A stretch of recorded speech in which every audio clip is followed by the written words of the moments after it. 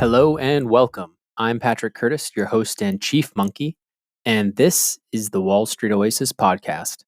Join me as I talk to some of the community's most successful and inspirational members to gain valuable insight into different career paths and life in general. Let's get to it. In this episode, we hear from Aaron, a former investment banking associate that worked in equity capital markets at Barclays in New York. Learn how he managed to land a job in investment banking coming from Arizona State, and why he made a brave leap after almost 3 years in the industry. Hear why he moved down to Miami and what he's up to now. Enjoy.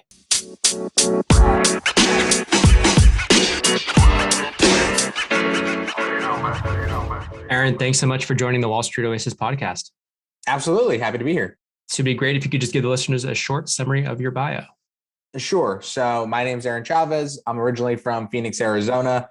Grew up out there, went to high school, college out there, studied finance, ended up moving into banking right after graduating in 2016. And now I live and work in Miami after leaving banking, after becoming an associate. Did you always know you were going to be in finance or an investment banker? So it was a pretty quick fit. What I would say is it didn't take me a long time. I went to Arizona State University. I went to Barrett, their honors college over there, and I entered as an econ major, but then very kind of quickly learned more about what the opportunities were. And ASU has a really strong investment banking kind of student-led and also faculty-supported community, but very much like a strong ecosystem that I very quickly got pulled into because I knew of banking and was curious about it and found out, oh yeah, if I'm going to do it, I'm going to do it. And banking seems to be the way for me. So what, sophomore year you discovered that? Yeah, so this was actually freshman year. So I was very fortunate. I moved fast. So I knew about banking in freshman year, but I really started to kind of lean in, discover more, start to do at least a little bit of intro networking, to really, it's one of those things where you first hear investment banking, you're thinking investment management, right? Mm-hmm. And then the next thing you actually go, oh, wait a minute, advisory, capital raising, negotiations. There's more to this pie. So got to lean in, learn more, do like student-led interviews and whatnot, and really start to grow in that way. That's awesome. And so you were a freshman year, you kind of knew about it. You were thinking, okay, this is kind of what I want to do. And you said, well, thank goodness. Did you know kind of going into Arizona State that they had that? Is it like I knew about it, but I didn't know what the kind of the meat and potatoes of it was. Right. I knew that it sounded important. I knew I had mentors that had done sales and trading, banking, investment management. So, the AMs and S&Ts and all of that, we were all kind of together, but I didn't have, that really concrete understanding of what it meant or what really it meant as a career, right? Because obviously getting into banking is no walk in the park, no career really is. But banking especially has so many, check boxes and so many ways to fall by the wayside. It was very much, figure it out early and get to work. Well, you were 18 years old. I wouldn't expect otherwise. Yeah. So tell me a little bit, did you have family or people who knew about it? Because you said something about mentors. So some people had kind of a little exposure earlier on. Absolutely. So I had a few mentors through different programs that I was involved in when I was younger. One of the big ones is called Be a Leader Foundation. So you just get to meet different people, and it's an Arizona-based nonprofit focused on education for underprivileged youth, broadly. So my dad and the founder have been best friends since, they were born. So it was one of those when the foundation was created, he's like, you're getting in. And I'm like, all right. So got some early exposure there to kind of really just exposure, not funneling me into one thing or another, but just meet people, talk to them, ask them questions and learn. And finance was something that came up kind of over and over again. So it was something that I had heard enough about that when I got to ASU, I was like, okay, I need to do some exploration, but I'm not going to be an English major. I'm not going to be a physics major. I know I'm in the business school, but it's what am I doing within it, right? Am I leaning towards accounting and finance and more at operations? Or am I getting, getting into the world of consulting and advisory and all these things? And, we all come full circle, but now. What about your family? Like, were they in finance or did? Oh, no. Like I grew up, the simplest way I summarize it is just a poor Hispanic kid in Arizona. So It's like, it's just my mom was forced into early retirement when I was like in third or fourth grade. My dad was in manual labor, like he would set tile and do this stuff. So very kind of humble beginnings in that way. Right. So for me, it was it was a reach, right? I made double my family's income, if not triple it, my first job out of college. So insane. It was a big leap and, a proud moment for mom and dad for sure, but definitely a long run up. So you got there, you get to school, you're kind of getting funneled, learning a lot, it sounds like, early on. And then, so tell me about these I've heard about the program there before. I've interviewed other people from Arizona State Mm-hmm. before, but tell me a little bit about like just your path specifically around like, was it freshman summer that you had some sort of, do you actually land Yeah. anything freshman summer or what was that like? No, I landed knowledge freshman summer is what I would say, Mm-hmm. because the ASU for kind of community there, especially the investment banking group, very collaborative. You get the vault guides, you get shortcuts, you get liar's poker, you get PDFs of everything, right? Yeah. Yeah. So it really freshman year was, I think, kind of exposure. It was just learn everything, see where I'm really pulled, because I've been thinking banking this whole time, but have I given trading really a good thought, or asset management, or anything in between, right? Because there's 100 things in between. And what does it mean as far as phase two? Because even then I was starting to plan out, like, what do I want from banking? Because I know it's a grind. I know it's a lot of effort. I know that there's huge rewards if you stay in it. There's obviously massive rewards if you do well and then leave it. And then there's everything in the middle, depending on, what you do with it.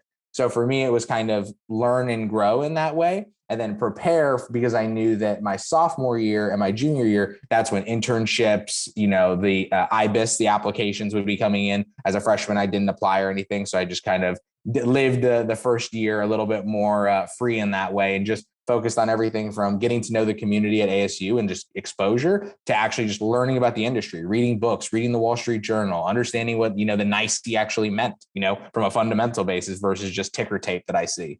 Did you ever hear or use leverage programs like SEO or MLT or anything like that? Yeah. So SEO, I was involved with Mhm. Sponsors for Educational Opportunity. Is that the one? Yeah. Yeah. So Yeah. I got my internship offer before I got into SEO. So I Okay. got in, and then I connected with SEO, and then it kind of was a perfect matchup because I knew the different people. So they Yeah. basically invited me into their program, afterward.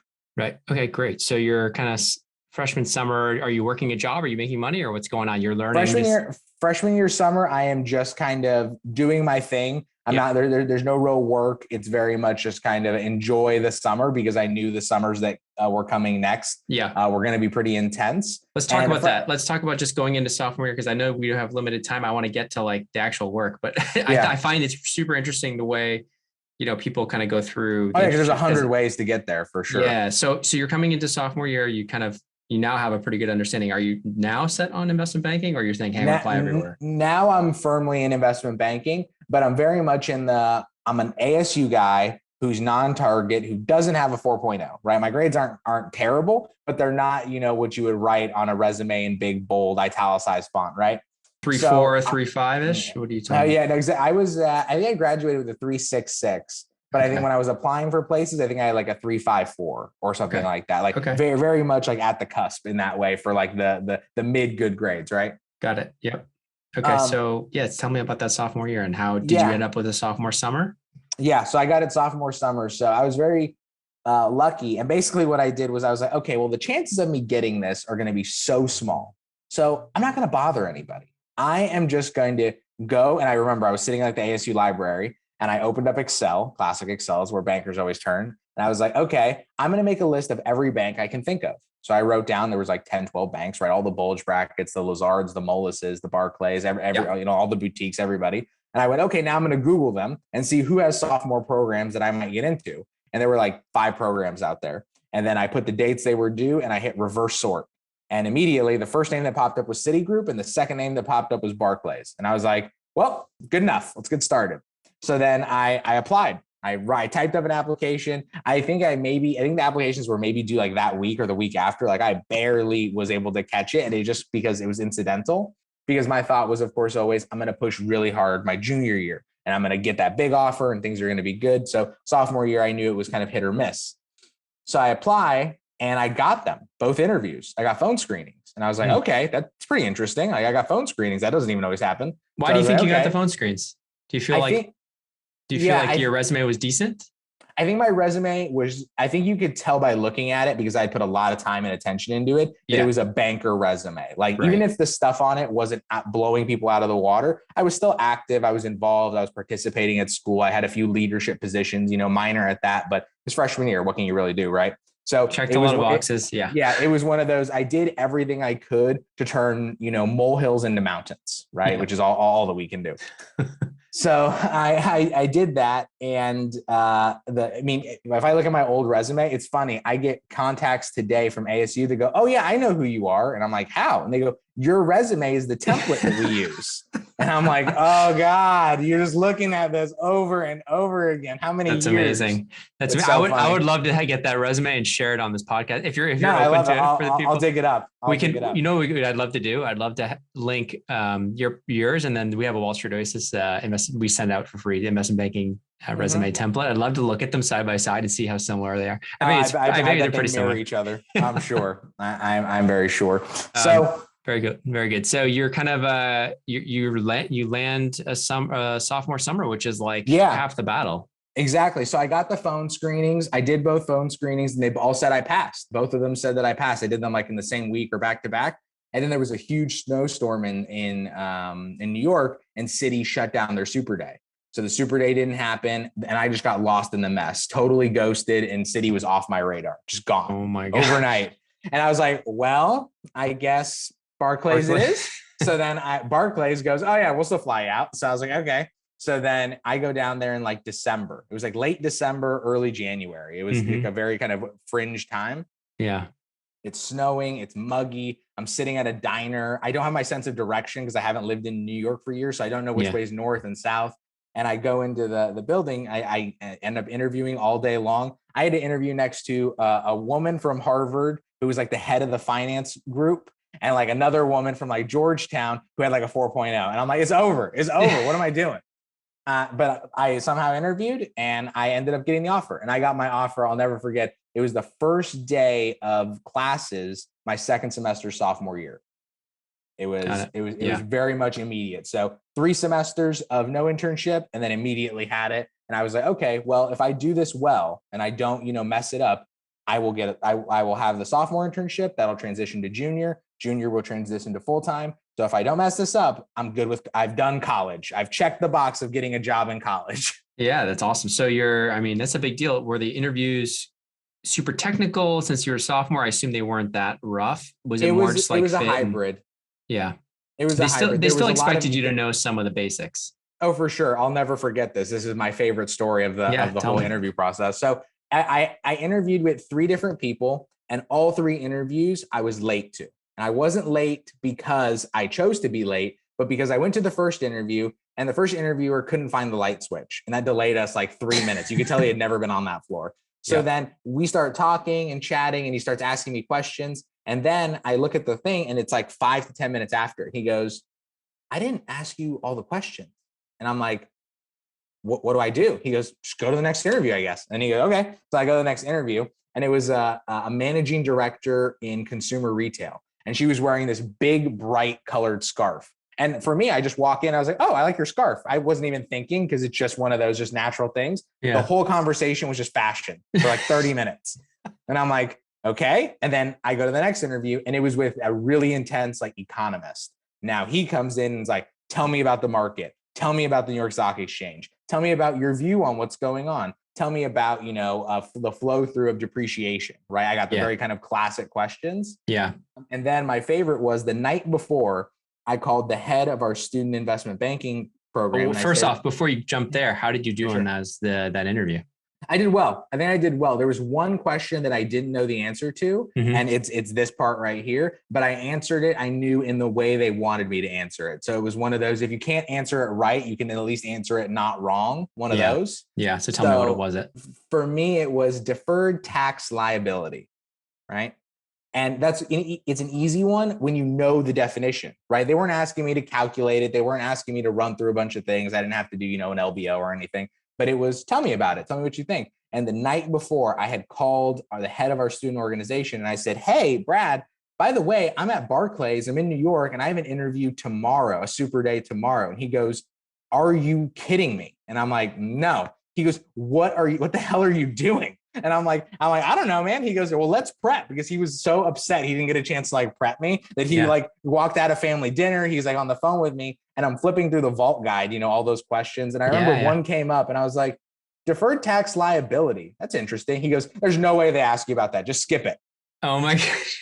And 12 hours to the hour, I get asked by the most intense person I had met that day, why don't you walk me through what a deferred tax liability is? And it was I don't know, but here's what I can tell you about taxes. Here's what I can tell you about deferred things here. And then here's what I would love to follow up and, let you know more about it. It's funny. I was looking at this just last night and he got like a little chuckle out of it, but it was one of those, sometimes the test is, can you stay composed? Right. Because so much of banking is, being put in the the melting pot and in the nutcracker. And it's one of those, if you can sustain it and actually maintain your composure through those challenges, I think you get points in a big, big way.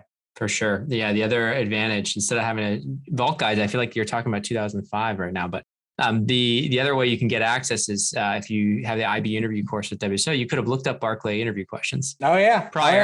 I'm sure. I did read. Because ASU, we love WSO. I mean, we were on your stuff all the time. We read interviews. I'm like, there's a better way. Ones. There's a better way. But this was the freshman year. They give you a handful of PDFs in an email and say, "Good luck, kid." Of course, yeah. We have ours floating around. There's so many good resources out there. Of course, Oasis. There's the 400 question guide. There's this. I know. Yeah, 400 question. I had that. That's a classic.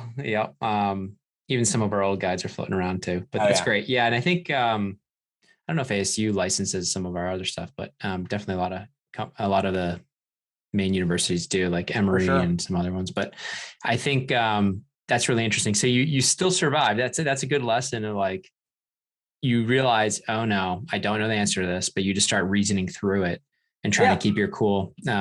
I think the big thing for those interviews are you have to expect you're going to get asked something you don't know, because chances are you will. But the stuff that you should know, the stuff that you can know it like down pat, and then let your personality come through. I know somebody, and I won't say their name because, of course, out of respect, but I know they went through an interview and the feedback that they got was you just felt like a robot. Right. It felt like you were spitting out everything properly, but there was no character. We weren't passing the lunch test, which is what I want to actually sit and have lunch with you. And that, can turn people off in a big way. So I think, you want to make sure you're prepared, of course, as much as you can, but you also want to have some personality. And as silly as it is, complimenting someone's scarf, not because I had to, but because I was like, oh, that's genuinely cool. And it built an immediate connection and made the interview, softer in that way. Yeah. Yeah. The airport test, the lunch test, whatever you want to call it. It's important. Just getting that. Getting the sense of like, hey, it actually be fun to sit around this person and not, for a few hours. And you're going to be with them at 2 a.m. at least once. So at some point you want to make sure, all right, they're all right. So tell me a little bit about, so you ended up getting the offer right away. And then tell me, now that we've gone through that, tell me about kind of leading up into that sophomore summer. Were you nervous? Did you feel like confident that you were going to be able to survive? What was the anticipation? And then tell me about what it was actually like going through it, especially that first week. Yeah. The anticipation for me was because I had done so much preparation, I wasn't really nervous. I was more excited because I knew I was going to get training. I knew I was going to be expected to drink through a fire hose. And it's more, it's anxiety. It's, nervousness about the action, but the action still stays the same. So in that way, I think I walked in feeling, as confident as you can. For me, it was more, I wasn't thinking about competing with the other, students and other interns. It was more, I just need to make sure that I show them that I really want this, that I'm not here asking to leave as soon as I can, that I'm also not sitting here till 4 a.m. when nobody asked me to, right? It's finding the balance. But for me, it was very much, can I go in with the right mentality to not come off as, the try hard sophomore intern, which of course nobody's a huge fan of, but also someone who, really cares and wants to do a good job. I mean, they're giving me an opportunity. They're paying me crazy money. And no matter what, this internship looks great, even if I was terrible at it. So the least I can do is, give it my best effort. Yeah. Tell me about the pay. Was it, what did they, I can't even remember. Is it like a stipend or something? It was prorated off of the base salary. And I think the base salary was like 70K or 60K. Okay. Yeah. Okay. Back then. So it was just very much like a prorated from for a college kid, you're making a lot of money. Yeah. I think I walked I can't remember. Does Barclays pay overtime? No, I don't think they did not pay overtime, but it was nice because my sophomore year, I interned in a group that was the natural resources group. Mm-hmm. Very nice group. One of the top groups at Barclays. They're, a top performer on the street, but their culture is actually really good. So it wasn't as much of a sweatshop as so many other places obviously can unfortunately be. So if I would have had to take in an overtime, I probably would have not made as much money. So I'm actually quite pleased with the flat. That's great. And so you were working, what would you say, like 70-ish, 80? I think my sophomore year, genuinely, I think I was working about 60 to 70. Not bad. My junior year, I was working 70 to 90. Yeah. And that was equity capital markets, which we can talk about, but how funny, how different the scenarios can be. Very Depends different totally. group, very different group to Totally. different culture. So yeah, let's talk about, so you're kind of going into, it sounded like you really like the natural resources group. So why jump to a different group? Just get different exposure, different part of the bank. Was that the thought process, or was it something where they were like, hey, we want you over here? Yeah, I mean, it was all kind of a good experience, but I knew I wanted both sides of the fence because Mm-hmm. Barclays offered it. You could do one and the other. You could do ECM and then go natural resources. You could go natural resources and go ECM. So I wanted to try out different things. Ended up getting some great exposure in both groups. And from there, it was one of those, okay, now that I've seen markets play and I know what it's like to basically sit on half a trading desk, and I've seen what it's like to, work and grind and think through valuations all day. Now I can actually make a decision for full time where I want to be, because I know wherever I'm going to be there day in and day out. And I'm going to be there for at least, 2 to 4 years minimum, right? As I graduate from, through an analyst rotation or through an associate rotation. And when you were coming up at the end of your sophomore year, did you feel like it was like the offer for junior summer was pretty much in the bag? Like you felt good about it kind of midway? They probably give you a review and say, just keep doing what you're doing. I did have a great sophomore year review where I walk into the room and it was like a pretty senior MD that a lot of people were, he was a director at the time, became the head of the group later, but he was very intense. And it was a woman, and there was a woman from HR. And I go in and I sit down and he looks at me totally dead face and he goes, so to begin, you're doing terribly. And he just paused. And I was like, and I was sitting there and in my head, it was like a very quick conversation. It was like, well, if I'm going to lose, I'm going to go down in style. So I just looked at him and I was like, go on. And he immediately started laughing. And the woman from HR was like, you're going to give one of them a heart attack. Because I had seen like 3 people walk out just sweating, because I guarantee he'd done that to them. Wow. But I didn't break. And luckily he was like, oh no, you're doing great. Like your team likes you. They want you to do more of this or do a little bit of that, or, hey, keep your eyes out for, more attention to detail when you're doing even the menial tasks, right? Yeah. Because sometimes it's so easy to get an ego even when you don't deserve it, right? You're better than no task, right? You do not have the job yet. You do all the tasks. Right. And I think for me, it was less an arrogance thing, more of an attention to detail thing, making sure, I could see forest and trees. But then I survived the joke and that's scary, man. That's scary. The feedback. Oh, it was hilarious. It was hilarious. And then I got the offer, and then he basically, it was you're doing good, don't mess it up. One of those. Okay. And then so you get the offer to come back. Any thought of potentially going to a different bank or, leveraging it, or they wanted you to take it right away? I looked at it, but I had so many friends at other banks, and it's a controversial statement, but sometimes it's nice being near the top and not at the top. Mm-hmm. Because I've done a lot of deals with Goldman. I've done a lot of deals with BAML and JP Morgan and all these different people and all my friends that work at those banks. And when you're constantly fighting for number 1 and 2, what you end up chewing through are your people, unfortunately.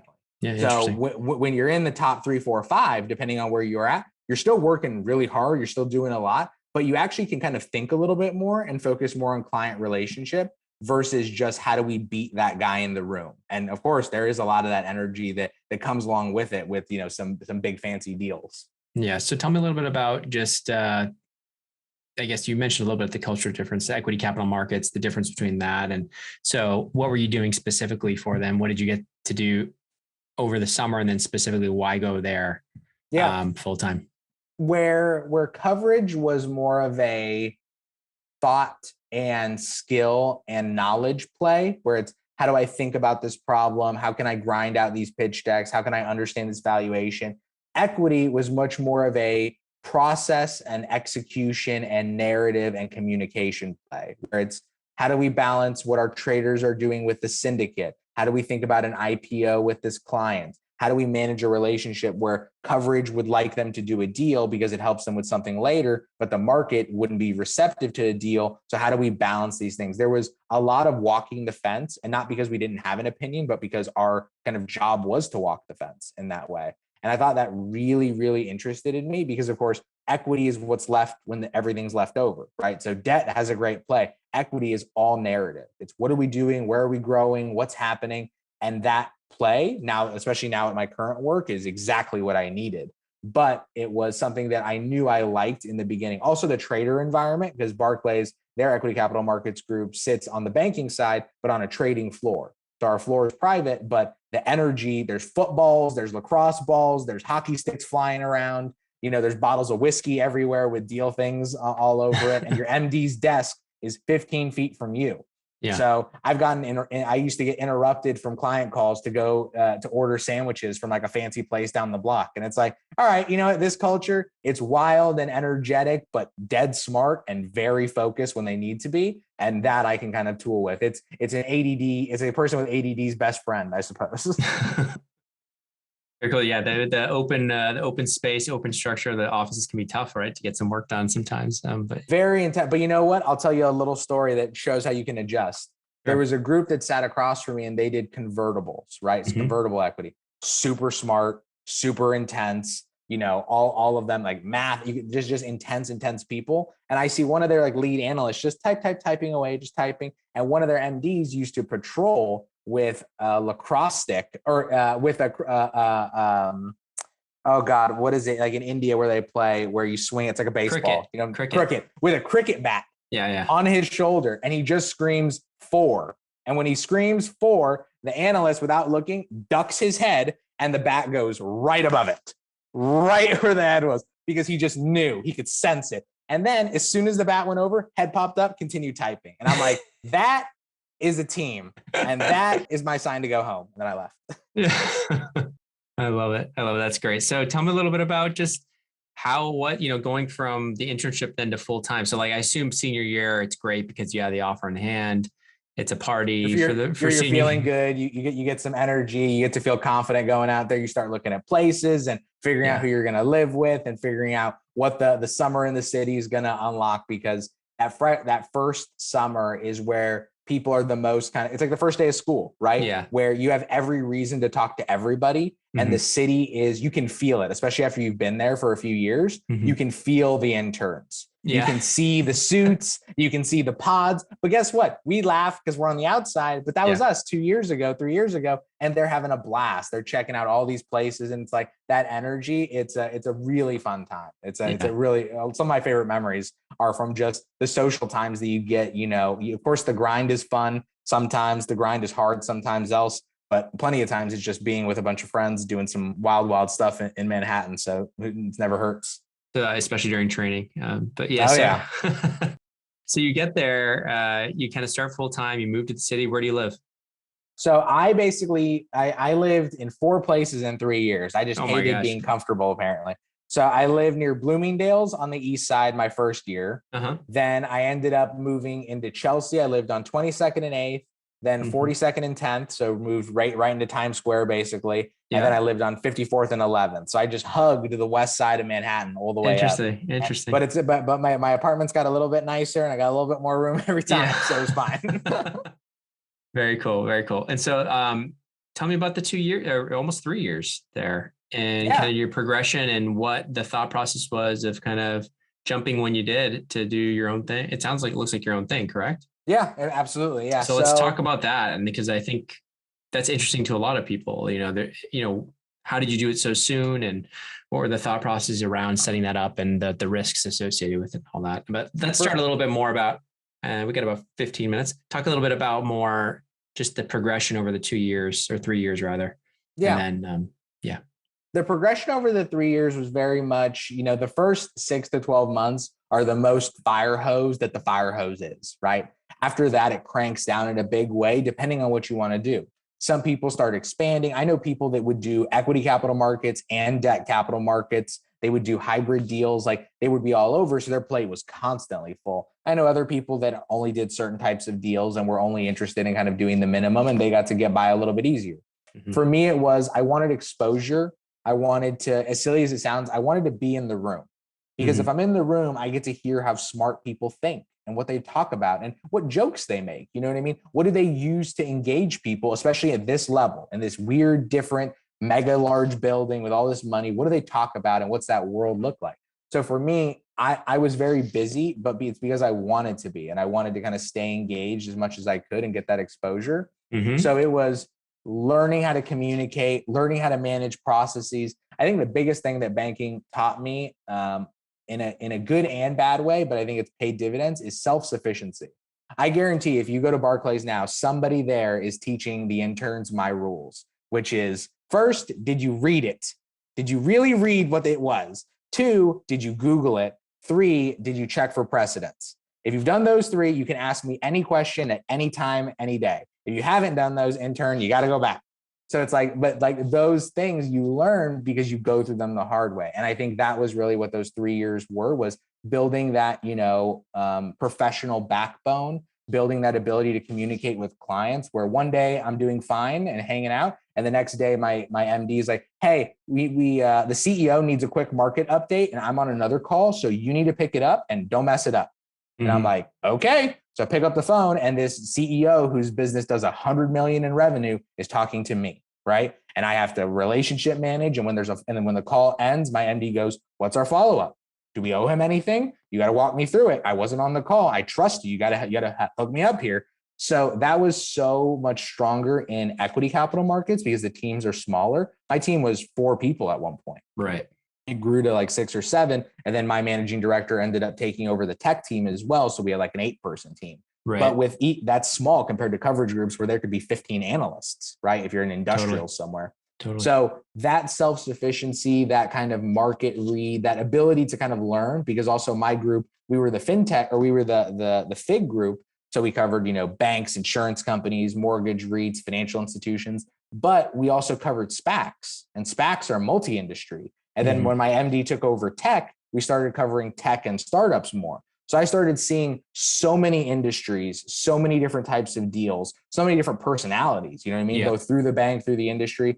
That is where I think I started to kind of get the hints, whether it was conscious or not, like, oh, this advisory, this kind of negotiating, this building community and doing things with it in a very material way seems to interest me. Like I knew that in the back of my head, but I didn't really know what to do with it. And then, the 3 years passed and I went, okay, I have a choice. I'm either going to stay in banking and go to be an MD, and I could see myself doing it and doing well, hopefully, or I have to leave soon. Because if I leave late, then I'm just, you're an old infant, right? And nobody wants that. And it's not to say you can't leave later at any point, because every rank has its own kind of viable exits depending on what you're doing. But I knew if I wanted to leave early and do private equity or hedge funds or something, it had to be soon. Or if I wanted to leave early and do something myself, now was going to be like the first chance. Because at 19, maybe too hard. First year out of banking, maybe too hard. But now I'm an associate. I've got some, credibility. I've been promoted. So it's not like I was just existing there for 2 years. Right. Well, what if I try now? What if I venture forth and give it a go? So I had that thought. I was also just kind of gradually becoming more unsatisfied with the bank. And then in April or May of 2019, I quit. And I walked out one day, took the classic photo that everybody takes, posted it to, Instagram, and a new world began. But tell me, so let's talk about that. Was it planned in advance for a long time beforehand? Like, had you thought of? It was building, but I didn't know of the business that I wanted to build in advance of quitting. I quit very much with a figure it out mentality. And so tell me about in your second year, because it seems like you were there for almost 3 years. Yeah. You had gotten the internal promote. Did you ever go through the private equity recruiting process, hedge fund process? Did you ever start dabbling there to try to figure it out, or what was the? So I did some kind of more independent studies. I read stuff on Wall Street Oasis. I did some interviews with friends that had gotten banking offers or private equity offers, very early, like in their first or second year. Yeah. So it was one of those. I had started to have the conversations, but the more I learned and the more I experienced it and the more I saw, I had a friend of mine who did very well. He actually got into HIG, right? Yep. Great firm, very intense. But he grinded, he earned every single penny that he's ever made. And I was like, okay, this is a really smart guy and he's working like hell. You know what I mean? If I want this, I can't just half want it. You got to really want it and be willing to work for it. And do I really want it? And the truth was I didn't. I knew the truth was that I didn't. The money may have been good. It may have looked sexy on the LinkedIn or the resume, but it wasn't for me. And I knew that there was something else that I wanted to try, regardless of what it was. And I would regret not trying more than I would regret, following just this linear path, just because it's there. Sure. You kind of had an entrepreneurial bug that you said. You're like, I know I need to do something on my own. It was the realization that I like collaborating with people, but I don't like a hierarchy. So it's some people are entrepreneurs because they want to be rich and famous. Some people are entrepreneurs because they have a great idea. And some people are entrepreneurs because they have no other choice. And Mhm. I fell into that bucket where it Tell me was, about but you're there for over 2 years. You're surviving. You're an associate. Theoretically, you're doing well. That week leading up to when you're quitting, like when was the decision made versus when you went in and said, "Hey, I'm done." the decision, I think in my head, it was done November of the year before. But I Right. think the actual week that I did it, it was much more of a formality. Like it's kind of the easiest example that I can think of is you ever get broken up by a girl 6 months before she actually dumps you? That. You know what I mean? But intentionally in my head, I was like, Yeah. oh, I remember I was at Thanksgiving with a buddy of mine. Mm-hmm. And Thanksgiving is not big in my family, so I spend it with friends on the East Coast all the time. They'd be like, "Hey, Mm-hmm. come down for 3 days, eat with my family, lay on the couch." And I'm like, "All right, I can do that." Yeah. So I go meet up with a buddy of mine, and we're chatting, and he goes, "What do you think you want to do?" And I just said, "I just think we work way too hard, and we're way too capable to continue doing what we're doing right now, given how we feel about it." And it's like, what we're doing is good. We've liked it, but we don't love it, and that's an important distinction. You know what I Yeah. mean? So Yeah. for me, it was, okay, I've verified in my head that this isn't something that I want for the rest of my life. So now that I've kind of flipped that switch, now it's a decision. Do I do PE? Do I do hedge funds? Do I start my own thing? So the decision, to get out was, I think, very early, but the modality didn't become clear until after I had actually already moved to Miami, Florida, and And really why? So started why building Miami? here. Why Miami? I am what I'd call strategically impulsive, which means I am impulsive, but hopefully pretty good. I was on the phone with a buddy of mine and my lease was running out in New York. And I was telling him, I was like, yeah, I have some ideas on some business stuff that I want to do. I think it would either work in like a New York or a Phoenix or like a Miami or these different places. And he lives in Miami. And he goes, I really think you'd like Miami. And I go, oh, yeah? He goes, yeah, looks like your kind of spot. And I was like, all right, deal. And then I moved there. And you moved And there. I was there like 45 days later. Wow. Okay. So now let's talk about your businesses, what you've launched, what's going on there. I see one Dinerazo. Is that how you say Yeah.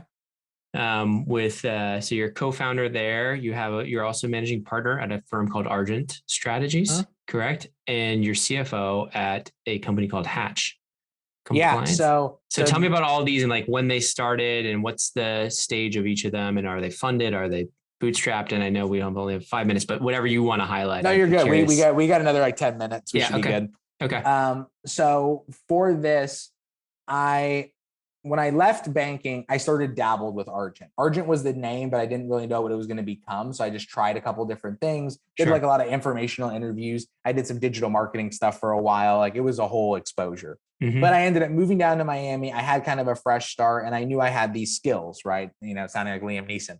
But it's like I knew finance. I knew strategy. I knew how to communicate. I knew that I was pretty like good at building relationships and kind of business development broadly. I had been like a connector type all through college where it's, oh, I have a friend or I know somebody or I met this guy, like building kind of that skill of how do you build, connection and community. And so I went down to Miami and I knew about startups because I had covered them in banking and I had some exposure and I knew about technology because I sat next to the tech group and I liked kind of all of that stuff. So I said, okay, I don't know a single person in Miami.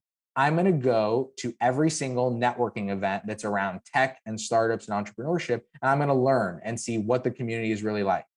And then I walked into, and there's the firm actually came together in one moment. I was at my second event, and I was watching a pitch competition. And it was one of those like little tiny pitch competitions where there's no screen even. It's just people walking up and saying something, and like the mic is fuzzy. And a guy walks up and goes, oh, this is my name. This is what I do. And I went, if that guy fails, he's going to be worth billions. Why isn't anybody asking any questions? Like it was one of those like, am I in the wrong room? And then the pitches ended after, a few. And I look over and he's eating a piece of pizza by himself. And I walk up and I go, hey man, like I just really like your pitch. I'd love to stay in touch. And he goes, oh, I really appreciate it. And then about 12 months later, he raised a round. And then he broke like 3 or 4 records on Kickstarter and raised millions of dollars. And now his product, he's going to be a giant.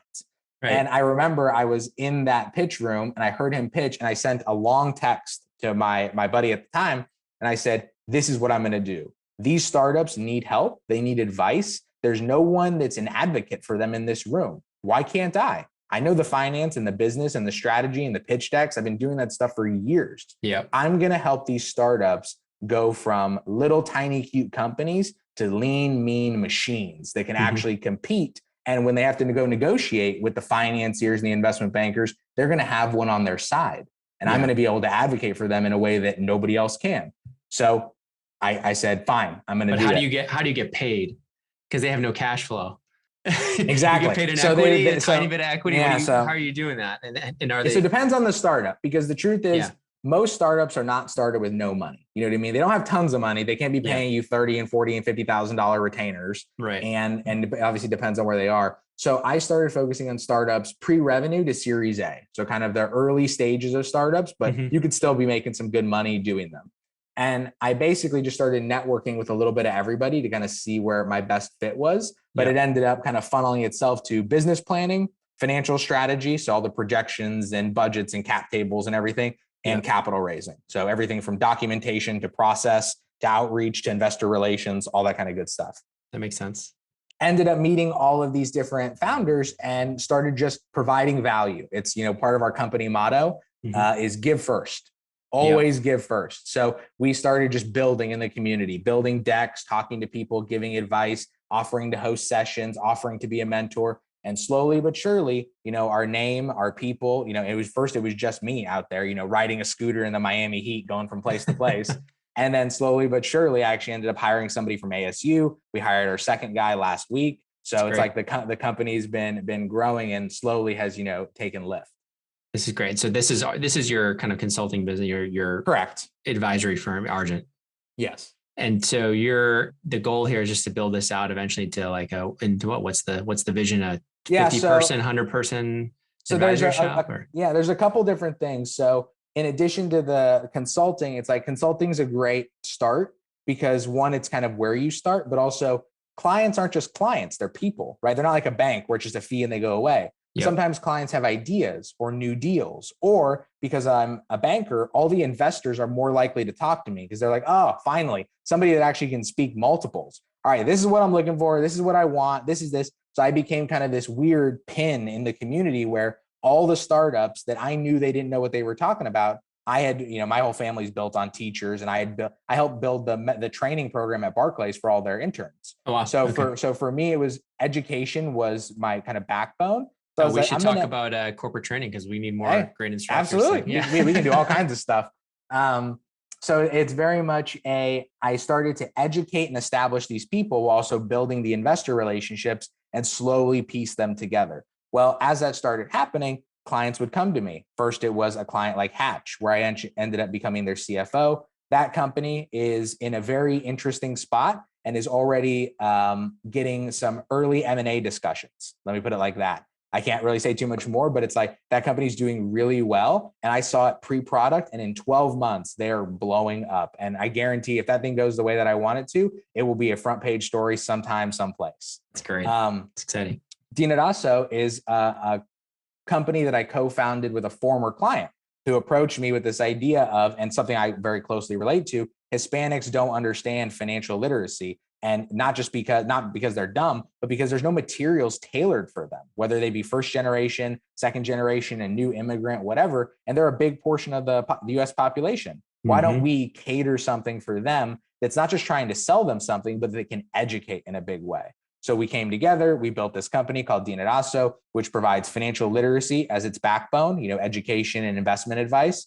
And then on the other side, we offer products and solutions, whether they want to invest capital with us and put money in the New York Stock Exchange, whether they want to engage with our products and services. It's a very kind of, you can go here and find good education and resources and curated products. A nerd wallet for the immigrant population? Yeah, think Credit Karma, Nerd Wallet. But imagine if they offered more of an education basis as well, because a lot of times you go to like a Nerd Wallet because you want to see the best credit card. Well, if you're from Mexico moving here, you don't really understand how the US credit system works and where where do you file for these things and what does it count for? So we start from block one. Why do you even want credit?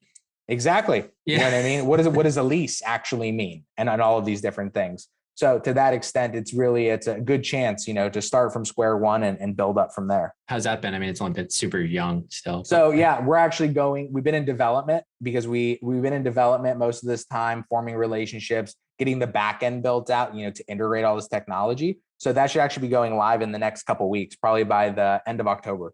Awesome. Well, what's like the format going to be? Is there like, what are the sections of the site? So I can visualize like an educational thing, but is it going to be like broken down by like investing and like stock market stuff versus credit and, budgeting and stuff like that? Like, how should I think of it? Yeah. So there's kind of like three pillars. There's the education, which splits into topical, like I want to learn about interest rates or debt or loan. And then we're creating structured content. So it's like, hey, I want to learn about banking broadly. Okay, start with lesson 1. Here's lesson 2. Here's a quiz. Here's this. Cool. Here's that. So we're doing like online education. Yeah, exactly. In Spanish, obviously. Yeah, 100%. So we're doing a hybrid there. We have the investment arm where you can come with us, and we have a partner we're a registered robo advisor as well. So we can take money and use our quant strategy to actually invest, so people can start to build some income and build some kind of asset base early. And then the third layer is kind of the bundle of products and services. So everything from insurance to credit to connections to banks to loans. We want to make sure that we have a curated, safe list of resources that you can engage with and learn with when appropriate. Right. No, sounds exciting, man. That's you gotta have to keep me up to date. Let me know how everything's going. It's exciting to see everything. There's so much stuff going on. We actually partner with we're hired to advise a venture studio as well. And that has 10 companies and 10 technologies in it. So that's something that, is a whole nother thing. So Argent is it's a true startup in the sense that it started from literally nothing. And really in like the last, I would say 6 to 12 months, we've started to hit the point where I'm kind of not done rowing, but now I'm more like steering, where I today have gotten probably 45 emails, right? And it's like, oh, this is what inbound feels like. Yeah, and this is what, this stage. And it's great because I am bringing my clients there, and now so too am I getting there. So it's a great, it's awesome. It's a good feeling. That's awesome. Yeah. Any final words of wisdom before we call the pod? Yeah, I think I would say to the, all the students and all the people preparing for banking, the two things that I always think about is, one, go in with kind of eyes wide open and an honest intention to learn and do everything. Thinking that you're better than any task won't get you anywhere. It's something that you'll get a lot of points by being willing to do the work and have a good attitude about it. And the other thing I think is, while you're there, think about what you want to do. And if you want to stay in banking and you want to, or switch groups or go to PE or go to hedge funds, any decision is fine, but don't just go with the flow because it's the flow. Go with the flow because that's the direction you want to go. And whether it's venture out into the world and try something new like me, or go PE hedge funds or become a managing director, they're all equally valid. I just hope, these students do kind of what I did, at least, and think for themselves and feel satisfied with the choices that they made. That's great. Can you give me any sort of idea? You were making good money, I'm sure, as an associate at Barclays. I'm full transparency on all that stuff. I don't care. So you were making probably, I think it was like 125, something like that. Base, but then your bonus. But then bonus I didn't get the full bonus because I left early after I got promoted, but it would have been at least another probably 60 to 90K. Yeah. So you're in the 200s. Sure. Obviously now you're in a lower cost of living area, but do you feel like, you're going to get back there, soon? You think you're on the road there? Because obviously it's very hard to build up to that as your own startup, right? So I'd like to hear what your thought is, like, how long is it going to take for you to get there? What's your thought? Yeah. Right now I'm making about 50K, but it's because I'm pumping the rest of it into the business. You know what I mean? It's one of those, I'd rather live cheap now and, be rich later. That's definitely the way to do it. But the other thing is, because I'm a startup and because I have a lot of equity positions, for me, there's a non-zero possibility that I go from 0 to 5 years from now worth, 10, 20 million if things close out the way that I want. But in the meantime, constantly building, the recurring revenue, establishing new clients, and, just building out the firm. I imagine I'm back to banking salary within the next 12 to 18 months. That's awesome, man. Well, thanks so much for sharing your story. It's different and I love it. We love different here. So absolutely. Thanks for sharing, because it opens people's eyes, and hopefully some of the listeners really enjoyed it. Thanks so much. Absolutely. Pleasure. And thanks to you, my listeners at Wall Street Oasis. If you have any suggestions whatsoever, please don't hesitate to send them my way, Patrick at wallstreetoasis.com. Until next time.